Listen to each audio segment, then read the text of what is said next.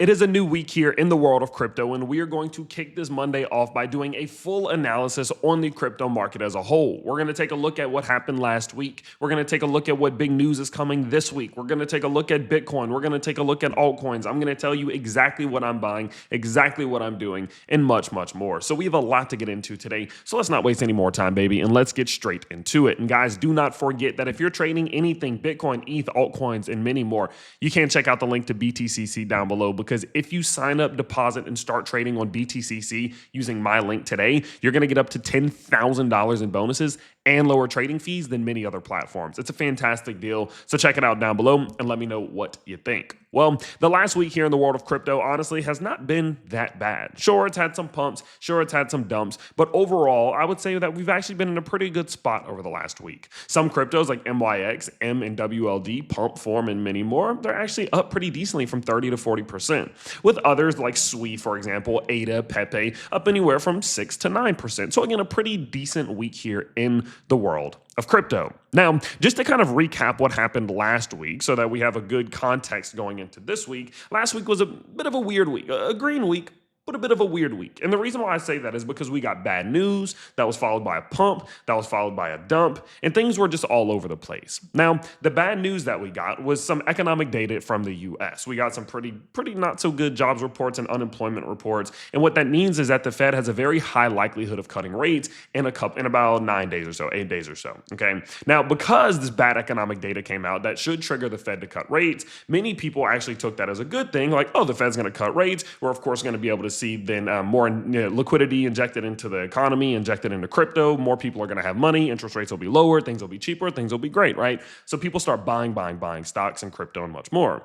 Well, then manipulation does what manipulation does, especially here in the crypto market. And then you see those lizard people wake up that morning like, wait, things are up. People are making money. No, we can't have that. And the next thing you know, everything starts falling. And so we saw a pump, then we saw a dump, then we saw bad news, we saw good news. It was a bit of an awkward week last week. And I warned you all yesterday going into this week, like, listen, that awkwardness of last week is probably going to follow us into this week. So just be prepared. Okay. So just to get, again, a bit of context. Last week, bit of an odd week, and I still think that is likely going to continue into this week because we are actually going to be getting even more economic data that will likely start triggering some movements here in the US. So what we can see is that Monday is a pretty empty day. Of course, Saylor is expected to announce another Bitcoin purchase, but that's the norm at this point. On Tuesday, there is the US non-farm payroll preliminary annual revision with downward revisions expected. I don't expect this is going to have a massive impact on the crypto market, but it could start triggering some small micro movements amongst the stock market, which can have a domino effect into crypto. I'm not too concerned about that. China's PPI and CPI, that does come out. I think getting some inflation data from China is interesting, but again, people aren't so worried about it. I think people have been a lot less concerned with the affairs of,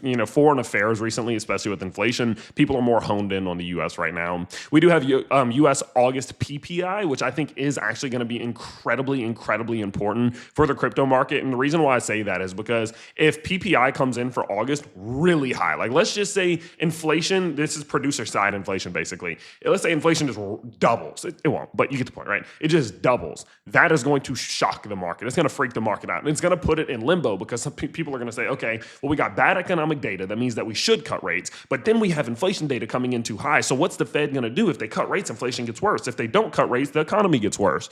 And boy, will that be chaos. So August PPI is probably the most important day this week. We do have ECB's interest rate decision. Not really too concerned about it because ECB is in no rush to cut again. And then we have US August CPI, which is going to, again, just follow up with PPI. This is consumer side inflation. Again, also incredibly important, okay? So if you go into anything, if you're preparing for anything this week, you have to understand that Wednesday and Thursday are the days where we're going to get those pieces of news that are going to cause chaos, okay? And remember what we talked about yesterday. I made a video yesterday. I said this week is going to be chaos, and this is going to add to it, okay? So I just need you to understand, if you take anything from this video, that Wednesday and Thursday are going to be packed with chaos, and I need you to just lock in, okay? The best thing to do preparing for Wednesday and Thursday, before we even look at the charts, before we look at any of the technicals, fundamentals, any of the liquidation maps, any of it, doesn't matter.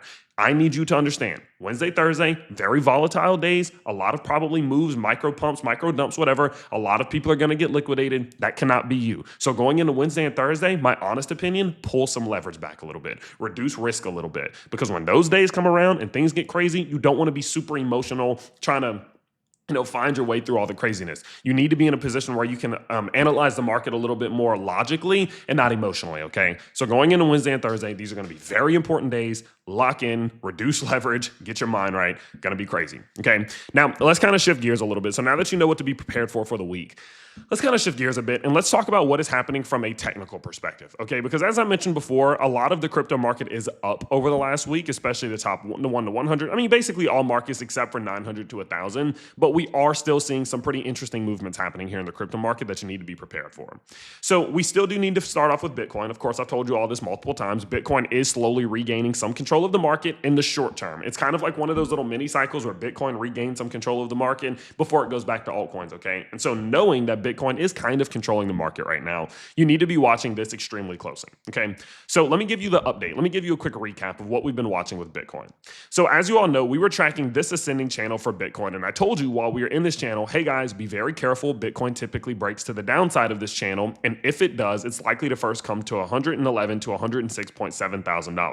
I said if Bitcoin falls below this green line, it's very likely to come back to this red box. You just need to be aware of that. And what you can see is that is exactly what Bitcoin did. Bitcoin's price lost support, came all the way back down to this key level of support between 111 and 106.7. Now that this has happened, I told you all exactly what I'm expecting. I think this is bounce zone number 1. I think 98,000 is bounce zone number 2. I think 90 to 83 is bounce zone number 3. Okay, and I think personally that one of these zones, this red box, this white line, or this bigger red box, is going to hold Bitcoin's price and bounce it back towards the upside. I think that's going to happen. That is kind of what I'm betting on at this point. And so my game plan has been to, of course, dollar cost average in both of them. So what did we do? We went in and we dollar cost average. We bought a little bit of Bitcoin right here between 111 and 106.7. We actually were able to get a purchase off right here at $108.6 thousand, and that bad boy's up 3.5% already, which is real nice, okay? But what we can see is that we're actually getting some good signs and signals right now from Bitcoin as it is trying to bounce out of that zone. The first major sign and signal we're seeing is this descending structure. Remember, guys, descending structures at the top of big climbing patterns. So like say you climb up, then you create a descending structure. It's a good sign because historically descending structure is a continuation pattern for macro uptrends, okay? And what that means is that Bitcoin has a good chance of trying to use this support, use this descending structure to break towards the upside and likely pursue somewhere around, in my opinion, $117,000, okay? I think that's super reasonable. Technically, the first stop is actually right here at 113,000, but I do think it could try to give us that run back up towards 117, especially knowing that is where the Fibonacci golden zone is at. Now, are we going to break 117? I'm not sure about that, right? That's going to be difficult, but I do think we can make that move up there if we break out of this descending structure. So this descending structure is a good sign. In addition to that, if we go out and we look at something like the daily RSI, you can see that beautiful reset that we got. I mean, Bitcoin's daily RSI got as low as 37 at one point. That is a bounce zone in itself, and that should be a signal as well that the bulls could step in here and make some gains. Now, the very last good sign that we're getting from Bitcoin right now is actually the structure it's creating on the more micro sense. Do you see how we, of course, had this little move right here, then we recovered, then we had this lower low, then we recovered, then we had the higher low, all of which equaling out right around the zone around 113,000. Well, this is actually creating, it's like in a preliminary version, creating what could be an inverse head and shoulders. And what that implies is that if Bitcoin's price is capable of breaking 113, it would have a breakout target actually all the way up towards, what do you know? Bam, $119,000, okay? So it is pretty good just to see that we are creating some bullish structures. The bulls are stepping in. They're holding Bitcoin's price up now that we are in this red zone. And so all in all, I actually think that Bitcoin's in a pretty good spot right now. Now, listen, I'm not really banking too hard on the technicals because, again, I do know that this week is going to be chaos. I know manipulation is going to be everywhere. And I know there are going to be a lot of people who get destroyed on both sides of town, right? So I'm not betting super hard that Bitcoin's going to rally out of this. I'm not going long on leverage right now. I'm not doing any of that. I'm just sticking to my game plan, and I am doing some dollar cost averaging in the red box and waiting for / hoping that we do see Bitcoin make this move towards the upside, okay? So if you're looking at Bitcoin, and you should be looking at Bitcoin this week, the primary focus right now is seeing whether or not Bitcoin can break out of this descending structure and break towards the upside, break above 113, because if so, it is the door of opportunity opening, right? Because in that instance, not only could Bitcoin hit 117, but let's just kind of play the best part, play the best role here. If Bitcoin's price breaks out of that structure, boom, works its way up to the golden zone, clears the golden zone at 120, guys, the door up to 129,000 is open. I mean, I'm not saying we're going to go there, but it's definitely possible. And so if you're a Bitcoin holder, you're definitely looking to see if we can make this move out of this descending structure. But one way or another, even if it doesn't and we continue lower, it's a great sign knowing that the bulls were willing to step in at our first big zone right here. And it makes me confident that they're going to step in at the next ones if we do continue pulling backwards. So I'll be buying more and more the lower Bitcoin goes, okay? But all in all, the primary focus for the Bitcoin chart specifically is whether or not Bitcoin can break out of this descending structure and break above 113. That opens the door to 117 and possibly even higher. Then we'll have some battles in front of us at that point too, okay? So that's Bitcoin for you. Now, let's kind of talk about altcoins a little bit because things are actually getting really juicy with altcoins. One thing I will remind you about with altcoins, guys, I do post updates on altcoins every single day over on my Instagram page. I'm going to link it down below. It's TylerHillYT_. You can find it down there and you can see every day. I'm talking about ETH or Doge or XRP or Pepe or whatever it may be. We did a Q&A the other day. Sui, Solana, Ethereum, Zebek. I mean, as many alts as you can think of. And I have a goal to post 15 Reels/TikToks today and Instagram Reels over on that page. So feel free to check out the link down below if you want extra altcoin coverage. But starting off with the altcoin market, let's look at Ethereum, okay?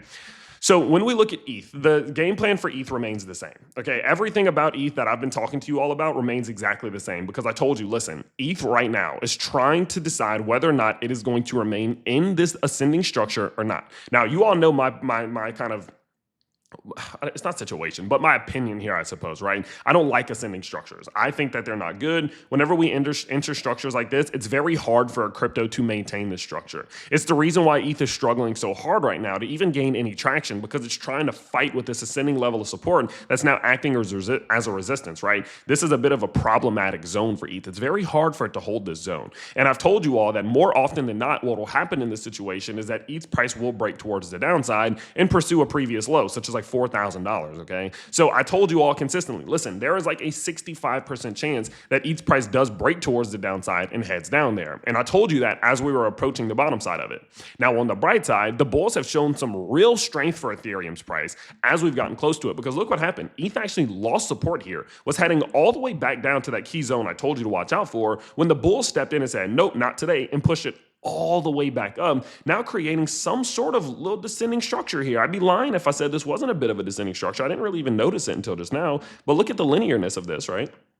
We had obviously that overextension there. Boom. Yeah, I mean, there's clearly some sort of a bit of a descending structure there, and that could be the very thing that ETH needs to push back towards the upside. Maybe it gives us one more hoorah, one more run towards that upside before things start getting a little bit difficult, right? Because I do think eventually ETH is going to break to the downside of the structure, but hey, maybe ETH gives us one more run. Maybe Bitcoin breaks its own descending structure, ETH breaks its descending structure, re-enters back in here, and boom, makes a run back up towards $4,700 or $5,000. I think it's possible. Going to be hard, but definitely possible. And so because of that, if you're an ETH holder, I actually wouldn't be doing anything right now but watching. Sit back, wait, and watch. Because ETH is coiling. And coiling means the moves are getting smaller and smaller and smaller and smaller and smaller and smaller and smaller. Then boom, the popcorn pops, baby. Something weird happens. And I think that ETH this week is going to give us that big bang, that big thing that's going to happen. And it's going to judge directionally where it wants to go. And it'll tell us everything we need to know. In the meantime, things might be a little bit choppy. Okay, let's go look at Ethereum on the liquidation map. You can see what I mean. ETH on the liquidation map, it has a little bit of, a little bit more liquidations towards the downside.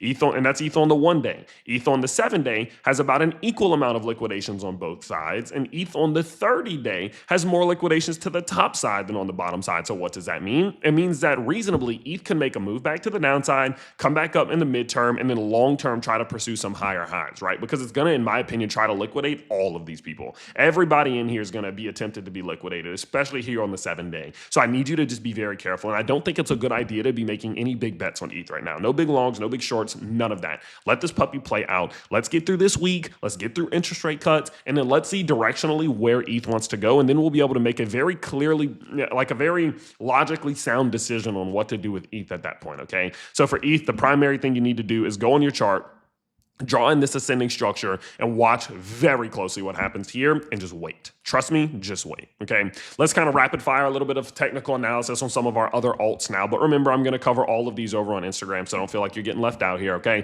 Solana, this bad boy is still in the ascending structure. I've told you all consistently, I don't like ascending structures. This is a dangerous structure for Solana. It's going to be hard for it to break the upside. It can, and it might. It's just going to be hard. So what am I doing? I'm not doing anything. I'm simply just waiting on Solana right now to make the decision where it wants to go. go. I'm willing to wait until October 16th, which is the apex of the peak of this triangle, before I make a move on Solana. I have a mini short trade open that is only in profit. I pulled all my initial investment out. So I do have a small, tiny little Solana short trade open just in case it does pull to the downside. But outside of that, I'm really not doing much. I'm simply just sitting back waiting and watching to see what Solana does here. XRP's price, very simple stuff here. XRP made a beautiful move, a beautiful, beautiful move here. Actually, I will go ahead and say, in which it did lose the bottom side of that triangle. It came back down. It found this little bit of a low right here, bit of a lower low, but it found the low. And now XRP is trying to make a move back up to the top side of this pennant. You guys know my strategy. You guys know my plan. Every time that XRP falls towards the bottom side of this massive structure, I'd buy a little bit of XRP. When XRP makes its run back towards the top side of the structure, I take a little bit of profit. So what am I going to do? I'm going to take a little bit of profit off of XRP today, now that we're back up here. And guess what? If XRP makes a move up here, boom, we get a beautiful opportunity to take even more profit off of XRP because we were doing these purchases. We actually were able to catch a little bit of XRP right at 275. That purchase is up nearly 10% now just over the last week or so. So that's holding up very well. So for XRP, the game plan remains the same. Take a little bit of profit at the top side of the structure. Let's see if we can break towards the upside, break up from below this blue line, break above this blue line. And I think XRP can chase down $3.40, $3.30 up here, okay? So I'm just waiting on XRP to see if it can break the structure, and I'll update you from there.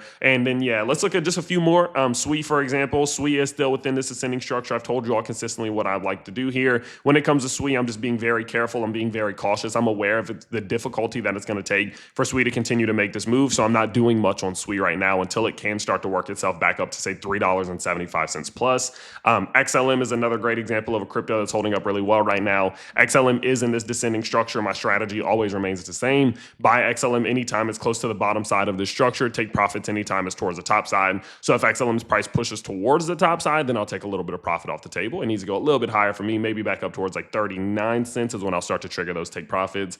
HBAR is another example, is another one. It's getting very close to my take profit levels. I need to see it right around 23 cents. I'll take a little bit of profit off the table. So for the most part, you kind of get the point. I'm going to do a lot more coverage on altcoins in a little while here on Instagram, so go follow me over there. The big two that you need to be watching out for is Bitcoin. Can Bitcoin's price break out of this descending structure and break above 113? That opens up the door of opportunity to 117 to 119 up here. And then can Ethereum's price at the same time start to work itself off the bottom side of this ascending structure, breaking back up towards the upside? If we can do both of those things, I think we're in a good spot. But don't forget, in the meantime, as they're trying to do that, all hell is going to break loose. There's going to be liquidations on both sides. Look at ETH, look at Bitcoin. There's liquidations everywhere. People are about to get destroyed. There's going to be chaos. People are going to get liquidated, whether they're longing or whether they're shorting, and I don't want that to be you. So reduce the leverage, in my opinion, this week and early next week on all Bitcoin major altcoin positions until we get through this moment of chaos, okay?